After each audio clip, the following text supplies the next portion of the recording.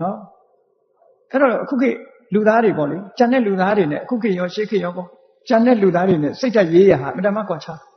လူကြီးဖြစ်သွားပြီဆိုလို့ရှိရင်ငါ့ကိုလာမပြောနဲ့နော်ငါပြောတာပဲလို့ဆိုတဲ့အဆင့်မျိုးရောက်သွားကြတယ်သူကအပြောခံတာမဟုတ်တော့ဘူးသူပြောတာပဲမလိုက်နော်အဲ့ဒီလိုအထိပ္ပယ်မျိုးရောက်တယ်မြတ်စွာဘုရားကကြည့်မိတ်ရှိတာနာသမေကိဉ္စီကရဟထကာယိကံဝါဝါစတိကံဝါကိုမှုနှုတ်မှုနဲ့ဆက်ဆက်ပြီးတော့ငါမှကဲ့ရတွေများမရှိကြဘူးလားရှိရင်ပြောကြလို့ဆိုတဲ့အထိပ္ပယ်ပြောကြနော်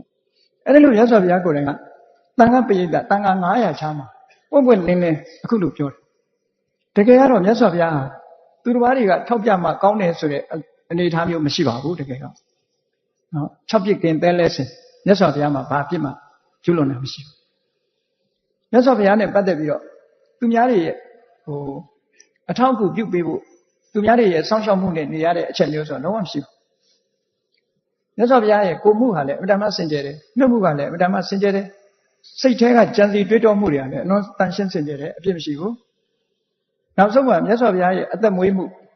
ဘဝဆိုတာလူခန္ဓာကိုရထားလို့ရှိရင်အဲ့ဒီခန္ဓာကိုအသက်ရှိဖို့အတွက်အသက်မွေးဝမ်းကြောင်းဆိုတာရှိရ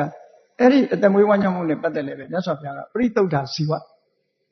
လုံးဝစင်ကြယ်တဲ့အသက်မွေးမှုရှိတယ်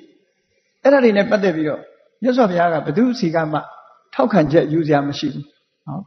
ကာယကံနဲ့ပတ်သက်ပြီးတော့လည်းအပြစ်တစုံတရာမရှိဘူးဝစီကံလို့ဆိုတဲ့နှုတ်အပြောနဲ့ပတ်သက်ပြီးတော့လည်းအပြစ်တစုံတရာမရှိဘူးကာယကဝစီကံမရှိဘူးဆိုတဲ့ဒီမကဘူးစိတ်ထဲကကြံတွေးမှုနဲ့ပတ်သက်ပြီးတော့လည်းအပြစ်တစုံတရာမရှိဘူးအသက်မွေးဝမ်းကြောင်းနဲ့ပတ်သက်ပြီးတော့လည်းအပြစ်တစုံတရာမရှိဘူးအဲ့ဒါတွေနဲ့ပတ်သက်ပြီးတော့မြတ်စွာဘုရားကသူများစီကထောက်ခံတာကိုလိုအပ်တာမဟုတ်ပါဘူးသို့တော့အစင်လာကောင်းတစ်ခုလိုက်နာချက်သုံးစေဖို့အတွက်ဘုရားကိုယ်တိုင်ကစံပြအနေနဲ့အေးငါမှကိုမှုနှုတ်မှုနဲ့ပတ်သက်ပြီးတော့ကဲ့ရဲ့စရာရှိရင်ပြောကြပြစ်တင်စရာများရှိရင်ပြောကြလို့ဒီလိုယဟန်နေရဲ့ချားမှာမြတ်စွာဘုရားကိုယ်တိုင်က